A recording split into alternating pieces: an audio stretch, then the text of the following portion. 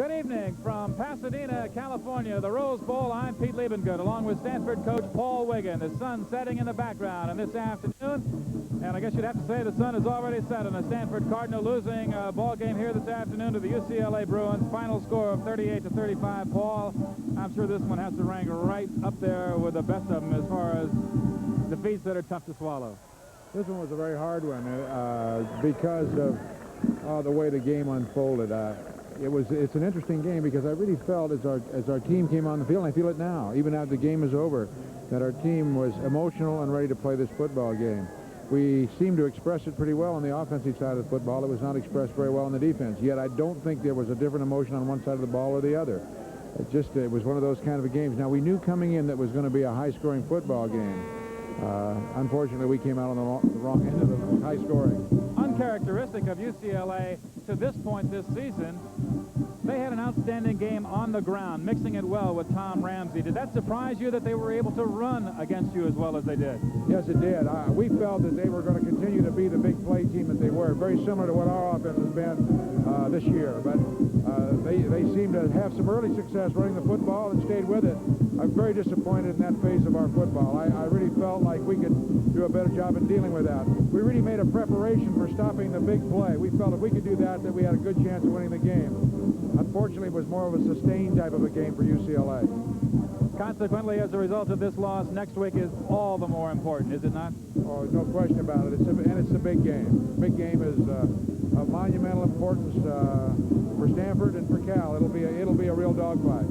Getting back to this ball game, UCLA came in scoring 35 points a game, the fifth best average in the country, and they got right to work, and they did it on the ground and in the air offensively. In the first quarter of play, they went 89 yards. Harry Jackson, the nose guard for Stanford, in a three-man front. And this is Kevin Nelson. That's the old Kevin Nelson that we saw a year ago as he gets to midfield. And we have a Stanford player down at about the 42 of UCLA. A straight lead play in the I formation. Fullback leading the way, Bruno. For Kevin Nelson, Nelson just looks, picks and chooses his hole. Gains some good yardage up the middle. Another first down for UCLA. Kevin Nelson, averaging only 2.6 yards a carry this year, had only 157 yards coming into this game. He's a junior, of course, the brother of Stanford great Darren Nelson. Play action, Ramsey rolling left, which he does so well. Pressured by Wimmer, throws over the middle for Carney, and he has it at the 30-yard line of Stanford. And UCLA, the best passing team in the Pac-10, is showing its stuff right here. This is set up by two things. A good play fake by Ramsey and then the rollout. He's got all day to look out there. Carney is coming from the bottom side of the field all the way across. Ramsey sees him, throws behind the zone.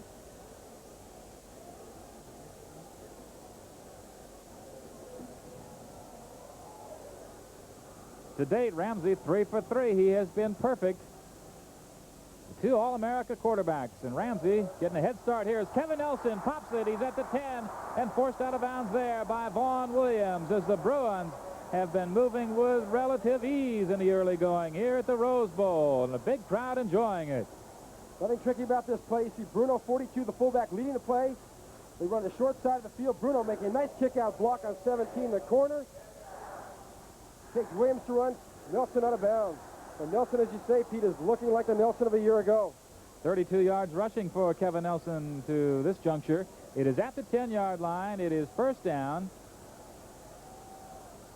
It is not first and goal. That's significant. In motion is Saipali. This on the give up the middle is Cephous. Touchdown UCLA, and boy, didn't they make it look easy. That Tom Ramsey-led UCLA offense, hitting on all 8 cylinders, added another touchdown on an 80-yard scoring drive to go up 14-0. But then Stanford finally got their offense on track in the second quarter. 3rd and 6 for Stanford. If they want to keep it going, they got to connect here. Oh, a lot of time. Throws for Donahue. He has it, and he pops free, and Donahue goes out of bounds at the 25-yard line. It was Jimmy Turner who chased him out of bounds, and Gordy, I'm not sure if that pass was intended for Donner or White. Watch. I think it was for Donner. John gets tremendous protection. Credit that offensive line. Gives him plenty of time. He now, I think, sees Donner wide open deep in the boundary and gets the ball out to him. Donner breaks the first tackle, then finally gets chased down by the Bruin defense. About a half yard to go for Stanford. They started this drive at their own 38-yard line after Darrell Grissom recovered the fumble by JoJo Townsell after the completed pass. Both clubs have scored touchdowns on drives after turnovers. Benson White. I don't think he's there. Yes, they say he made it. Touchdown, Stanford. Fans here don't like it. Blanchard Montgomery doesn't like it. Let's watch. See number 7, Don Rogers, coming off the corner, makes a great penetration play. Stopping White. He's looking for help from his fellow Bruins. He doesn't get it. White keeps those little legs of his pushing, and into the end zone he goes. He had to keep him pushing because his initial output was short. So the Cardinal has come back, and the extra point could make it to within 4 of the UCLA Bruins, who got out of the blocks in a big hurry. Harmon has missed only once in his career on PATs. Bad snap. Cottrell trying to get a handle on it, does, and Harmon converts. And we've got 10:19 remaining in the half. UCLA's lead now 14-10. Leading 14-10, UCLA went up top. Tom Ramsey doing it this time to one of his favorite receivers, JoJo Townsell, and UCLA was in a pretty good position in this football game. But then Stanford came back and answered by going to the passing game themselves. Football at the 47-yard line, 46.5 of UCLA. They got a blitz on. They pick it up. The Cardinal do. Throws it is for Emil Harry. Touchdown, Stanford. Well, credit the offensive line for picking up a blitz, and credit Harry for beating his man, Jimmy Turner. Well, this is right out of a coach's textbook. The blitz is on. It frees up the middle. Harry sees the blitz, cuts his pattern off, breaks towards the post. John looking at him all the way, just puts the ball out there. Harry with that great speed runs underneath it. Touchdown, Stanford. 47 yards on the completion. Elway to Emil Harry. Touchdown, Stanford, and they have closed the gap, and we have a football game. One thing a lot of people don't realize that Harry, as well as Elway, is reading the defense. When Harry sees the blitz, no matter where his pattern's going, he is taught to break it off towards the post. Take the single coverage safety deep. If John sees it, it's going to be 6. And there it was executed perfectly. And he saw it again because the offensive line was able to pick up the UCLA blitz. 51 seconds is what we have left in the half. And as we have seen UCLA, they can do something with it. And we think here that Stanford's going to go for the 2 points. Do not see Mark Harmon on, and we see Kalana Park and Dotterer, so look for Stanford to go for the 2 here. The 2 tight ends are in. They are down by 5 at this juncture. It would put them only a field goal down if they got it. Dotterer in motion. Elway rolling that way. Look out. Throws in a crowd. It is complete. It is to Tolliver. The 2-pointer works.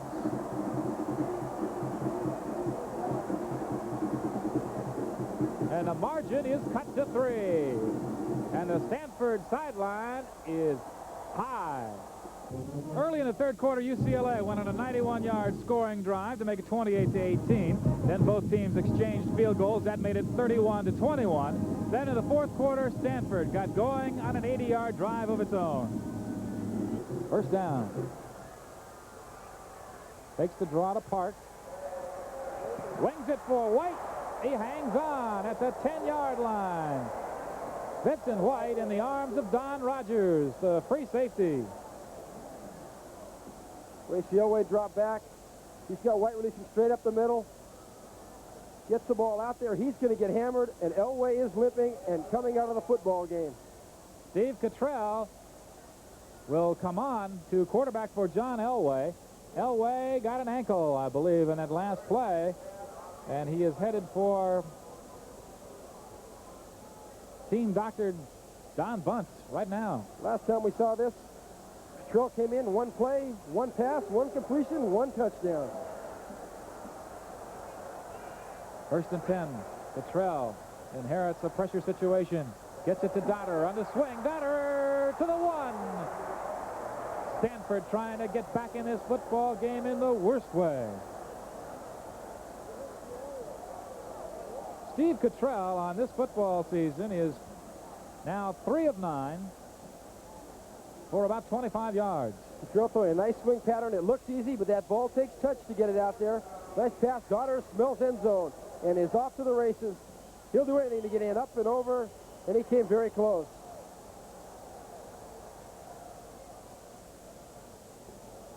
We have a timeout called now, and it's being called by UCLA. The defense, I believe, wants to talk things over. And with 7:28 we have left in the football game, it's 31-21, Stanford a foot short. At the 1-yard line, or the 1-foot line, first down Stanford, 3 tight ends. Dotter, touchdown Stanford. And it's not over yet.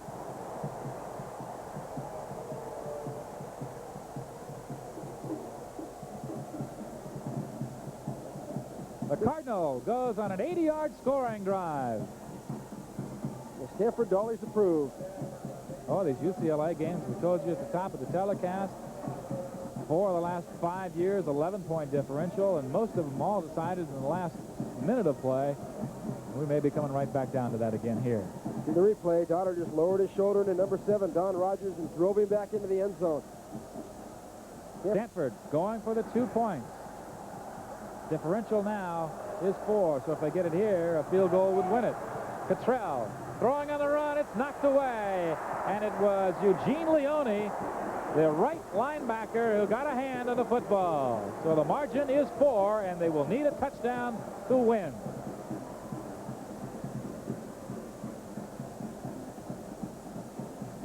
Cottrell coming out. He's looking for Tolliver. You see Tolliver 26 coming across. He was just trying to beat the man. He was open. The ball tipped away. A big play for UCLA. Eugene DeLeone. Excuse me, just Leone. All right, 7:25 left in the game. The lead is 4.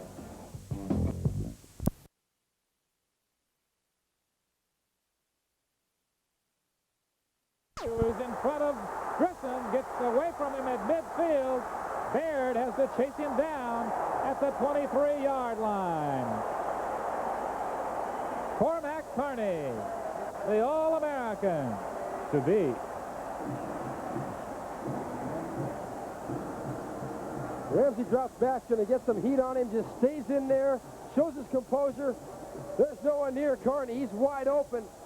Someone blew an assignment. I think Grissom got picked. You saw him coming over. Someone might have come across and picked him.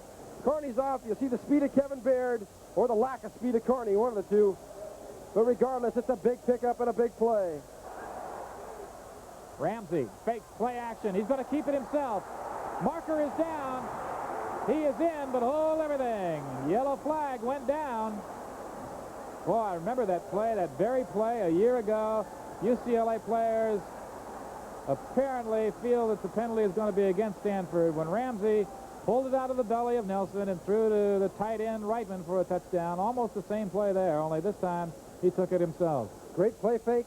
Sets it up. There's no one near outside containment. Ramsey just waltzes into the end zone. It's been the breakdown all day, and UCLA continues to attack it. Elway is back in the ball game. And back to throw. Has time. Throws. Whoops there. Flag. Tolliver was tripped by Walter Lang at the 48-yard line. Lang got him with the feet. That's going to be on Lang. You've got to give him room to make his move. And Lang's going to take this away by taking away the inside. Both men have the right to the football, but you can't cut him off. He's got to have a right to get there. You see him come across. Lang buries him. Not even close. Good call. So Stanford picks up 28 yards on the pass interference call. 4:44 left in the game. Stanford, remember, only one timeout left in this one. They've burned off 2. Here's your shotgun, Gordy. 4-man rush by UCLA. Everybody else back. Good protection. Elway throws it for Harry. And he gets out of bounds wisely. Hurled out of bounds. And a marker, yes. Boy, Donahue's not going to like that one. Larry Thomas was the guilty party. Number 20. Give credit to the Stanford offensive line. They've been on the field all day fighting to come back, and look at the time John Elway's got. Finally, Harry breaks loose. John throws a rocket out there, and you're going to see a little bit of misconduct here on number 20. You're going to whip him around and throw him out of bounds. No need for that. They're already out of bounds. Good call by the official. And 20, Larry Thomas, I'm sure had no intent of it being a cheap shot. He just didn't know where the boundary was, and he wanted to get his man down. This ball game, Gordy, just has a feel like it's going to come down to the last 2 seconds. Here's Stanford. They just give up a touchdown. They're 80 yards away, and within seconds in 3 plays, they are at the UCLA 17-yard line. Defense.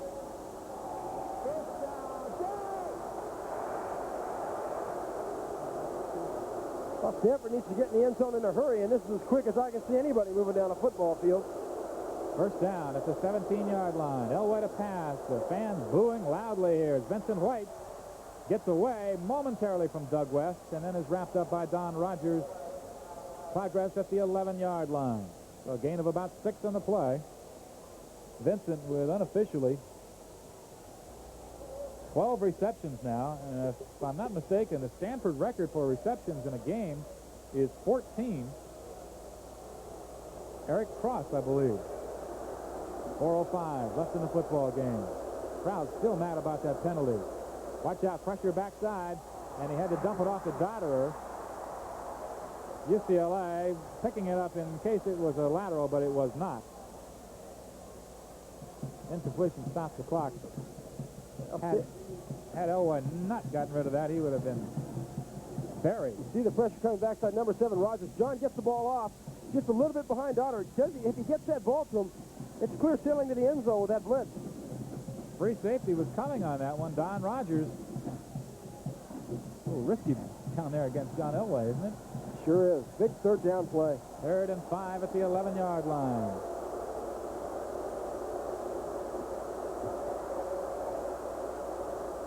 They're bringing them all again. Here they come. Elway gets it off to White, and nice grab by White. Touchdown. Oh, Vincent White. A great individual effort.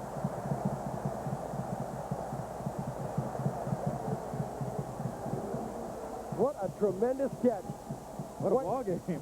White seemingly stopped, seemingly not able to catch the football, and credit John Elway. Look at the composure to stay in the pocket. You see why they call him the greatest. White gets the football, man on his ankles, forget it. One hand's not going to bring that man down. Tolliver with a great block in the end zone. White touchdown Stanford, and this one's going down to the wire. It looked like Doug West was the man trying to corral Vincent White and just couldn't squeeze tight enough. Stanford going for the 2, which would put them 3 down. Elway sprinting out, throwing. It is White. Not only has he got the 2 points, he has just tied a Stanford record for most receptions in a single game. 14. Well, we talked about the last catch White makes. Watch this one.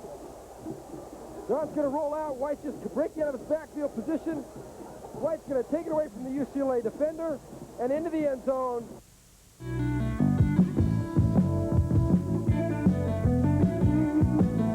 And then the football again. UCLA did an outstanding job of eating up the clock and going away with a 38-35 victory. And I guess, Emil, that last drive and not being able to get your hands on the football is like waiting to hear about a date and the call never comes. Well, it's awful disappointing, especially after we've come so far and what we've been through, to lose like this. We felt that if we got the ball back with any amount of time on the clock, that we could have scored touchdowns, because they could stop us all day. It just hurts right where it counts, right here.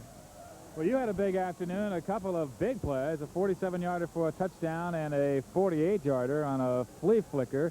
You were certainly finding the seams out there. Well, like I said, they weren't stopping us all day, and it was just a matter of us getting the ball and marching down the field and scoring. I mean, the only time we got stopped was when we stopped ourselves, and I think that happened about 3 times with an interception, just not picking up a first down on short yardage or something. Thinking ahead to next year and the guys that are going to be left over, do you grow from a game like this, the younger players, or is there anything to be gained by losing a contest like this? if anything, it makes us more determined for next week and next year. Looking at next week first, because you know that's a big game, the big game. It does kind of make you look to next year and think, well, you know, we've got to come back and we've got to have this desire, and we can't make penalties that'll stop us to stop ourselves, and interceptions, and but it's really hard to find anything good out of losing anyway. So I don't know, it's just tough. I know your tail is dragging a little bit. A fine ball game executed by you. I know that doesn't make you feel any happier, but there is next week. Congratulations on a good effort yourself. And next week, it's get over the 500 mark and establish a winning season, right? Yep, that's right. Thank you, Emil. Emil Harry, our guest on our Stanford